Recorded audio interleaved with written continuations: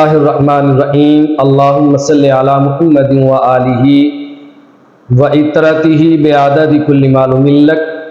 سامعین و ناظرین، آج کی گفتگو میں ہم آپ کے سامنے حج کے دو اہم رکن شیئر کریں گے جو دوران حج انتہائی اہم ہیں، جن کے بغیر حج ناممکن ہوتا ہے۔ حج کا پہلا اہم رکن ہے یوم عرفہ۔ یوم عرفہ نامی ذی الحجہ کو کہا جاتا ہے۔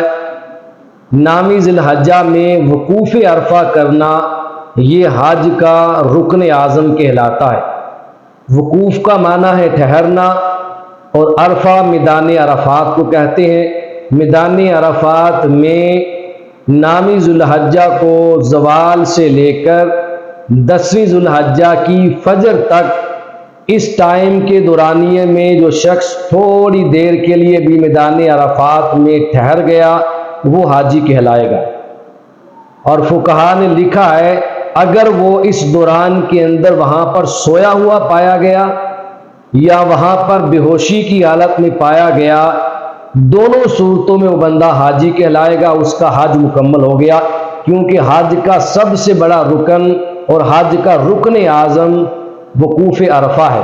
میدان عرفات میں نامی ذی الحجہ کی زوال سے 10ویں کی فجر تک موجود ہونا، وہاں پایا جانا، اگرچہ تھوڑی ہی دیر کے لیے کیوں نہ ہو، یہ وقوف عرفہ مکمل ہو جائے گا۔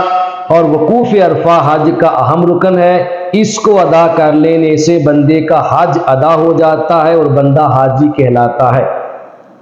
اس کے علاوہ حج کا دوسرا اہم رکن ہے جو حج میں فرض ہے، وہ ہے طواف زیارت۔ اس کو طواف افادہ بھی کہا جاتا ہے۔ طواف زیارت کرنے کے 3 دن ہیں، نمبر 1 10ویں ذی الحجہ، نمبر 2 11ویں ذی الحجہ، نمبر 3 12ویں ذی الحجہ۔ ان تینوں دنوں میں سے کسی ایک دن بھی حاجی میدان مینا سے چل کر حرم شریف جائے اور جا کر کعبۃ اللہ کا طواف کرے اور اس کے بعد سعی کرے، اس کا طواف زیارت مکمل ہو جائے گا۔ اور حج کے ان 3 دنوں میں پہلے دن میں طواف زیارت کرنا یہ زیادہ افضل ہے، زیادہ ثواب کا باعث ہے۔ 11ویں ذی الحجہ کو طواف کرے گا جا کر تو ثواب اس سے کم ہو جائے گا، اور اگر 12ویں کو کرے گا تو ثواب 10ویں اور 11ویں سے کم ہو جائے گا۔ یہ حج کے 2 اہم رکن ہیں جن میں طواف زیارت حج کے اندر فرض ہے، اور وقوف عرفہ کرنا نامی ذی الحجہ کو یہ حج کا اہم ترین رکن ہے۔ یہ دونوں رکن صحیح معنوں میں ادا ہو جائیں تو بندہ حاجی کہلاتا ہے اور اس کا حج صحیح معنوں میں مکمل ہو جاتا ہے۔ اللہ تبارک و تعالی ہمیں بھی حج کے اہم رکن ادا کرنے کی اور حج کو اللہ رب العزت حج کی سعادت ادا کرنے کی توفیق اور سعادت نصیب فرمائے۔